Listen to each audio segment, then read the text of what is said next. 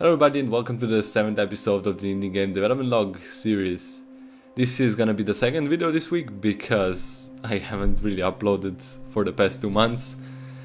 But yeah, I'll be also showing you some other things I've been working on for the past few days.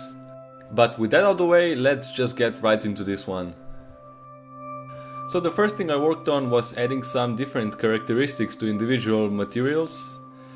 The first one I primarily focused on is the rubber material, which allows the player to bounce off of the colored surface. For this one I chose sort of a reddish pink color because it gives the material, at least in my mind, sort of a feel of stretchiness of a chewing gum. Now the other notable thing about this material, which you've already probably noticed from the video, is the dispersion of a shockwave that's created by an object bouncing off its surface. From the earlier clips, it's also visible that the wave will be only propagated where the material color is present. Meaning that if the surface contains any other materials, the shockwave will not be propagated along those. For visualizing the actual shockwave, I'm using the height offsets from the previous episodes.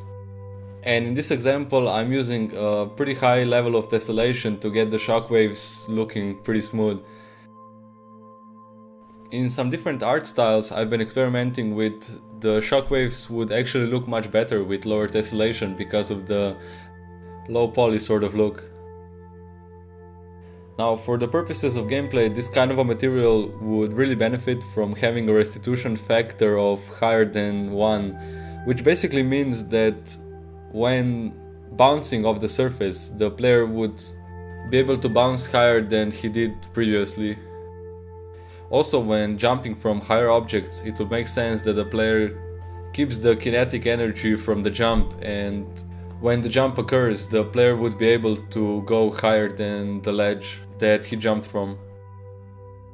From the example in the video, the player only bounces to a certain height in accordance to the underlying surface normal, meaning that if the surface was slightly tilted, the player would bounce sideways.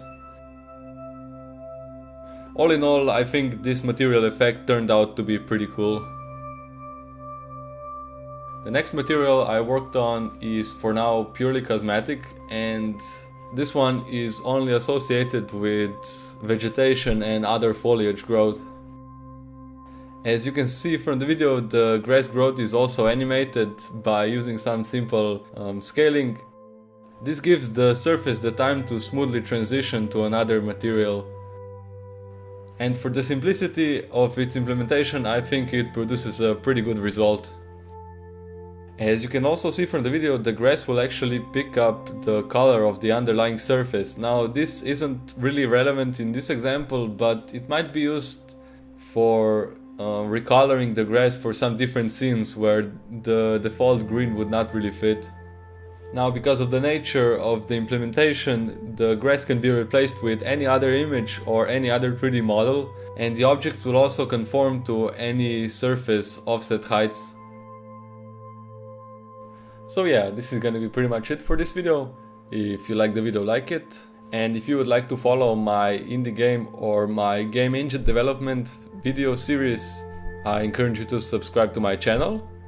Before I go, I should also mention that there isn't gonna be a video for the next at least a week because I won't be home for the next week, but I still got some content planned, so don't worry about it.